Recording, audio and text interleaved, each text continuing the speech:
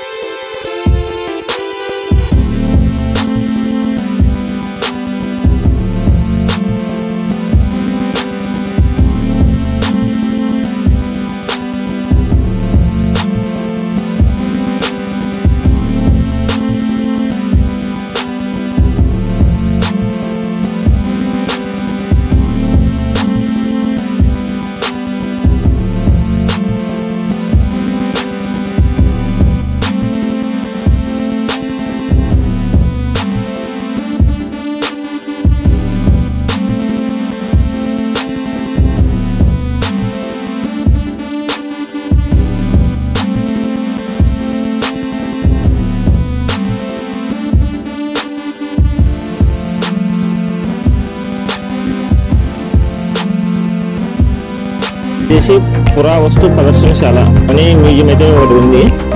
ఈ మ్యూజియంలో అప్పట్లో పురాతన కాలంలో లభ్యమైన శిల్పాలని కొన్నింటిని ఇక్కడ సందర్శకుల కోసమని ప్రదర్శించినారు. ఆ శిల్పాల గురించి మనకు ఇక్కడ ఉన్న ఒక అన్న మనకు క్లియర్గా ఎక్స్ప్లెయిన్ చేస్తారు. ఫ్రెండ్స్ చూడండి.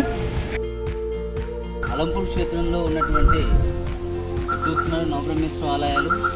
ప్రధానంగా ఈ నవబ్రహ్మేశ్వర ఆలయాల ప్రాముఖ్యత ఏంటంటే ఫ్రంట్లో 6 ఉంటాయి, వెనక 3 ఉంటాయి. ఇవి 9 ఆలయాల సముదాయము నవబ్రహ్మేశ్వర ఆలయాలు అంటారు. అసలు ఈ పేరు ఎందుకు వచ్చిందంటే బ్రహ్మకి బ్రహ్మత్వం కోల్పోతే ఇక్కడ శివుడి గురించి ఘోర తపస్సు చేస్తాడు.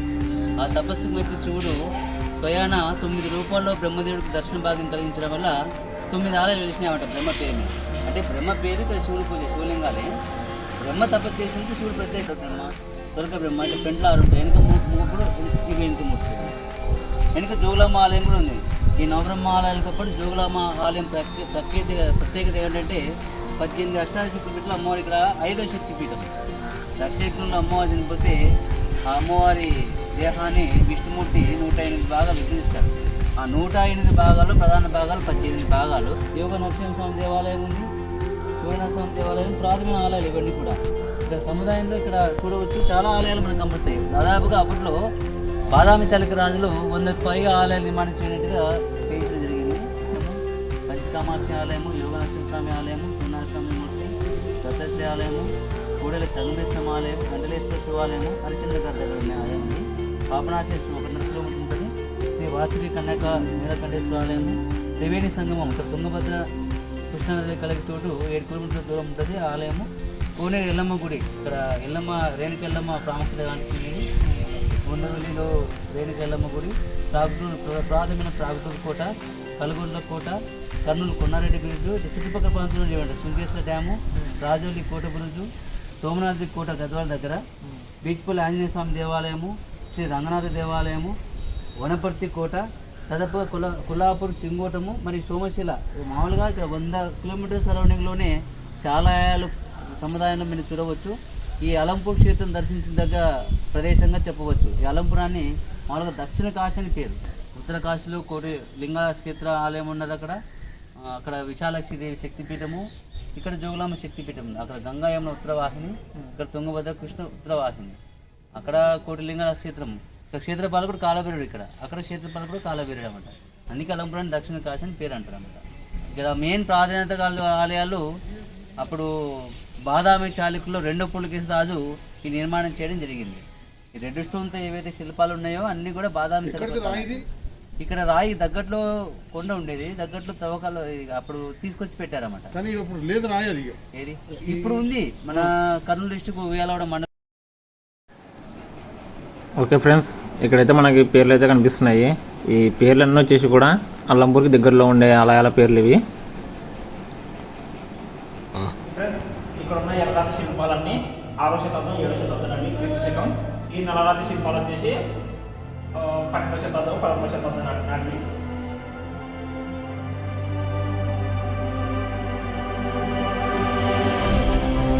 అదేవిధంగా ఇక్కడ మొత్తం ఎర్రరాతి శిల్పాలు, నల్లరాతి శిల్పాలు మొత్తం వచ్చేసి 200 శిల్పాల వరకు ఉన్నాయి. దాంతోపాటు 26 శాసనాలు ఉన్నాయి. ఇక్కడ ఉన్న శిల్పాలన్నీ కూడా ఒక్కొక్కటి మీకు ఈ వీడియోలో నేను చూపిస్తాను.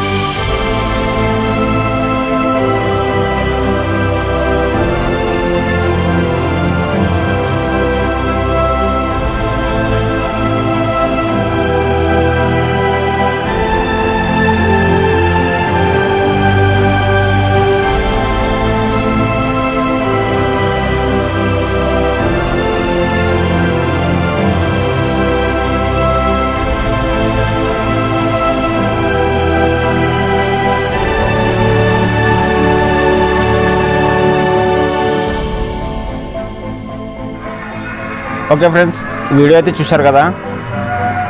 మీకు కానీ ఈ వీడియో నచ్చినట్లయితే లైక్ చేయండి, షేర్ చేయండి. సబ్స్క్రైబ్ చేసుకొని అక్కడ ఉన్న బెల్ ఐకాన్ని క్లిక్ చేయండి friends. Okay, thank you friends.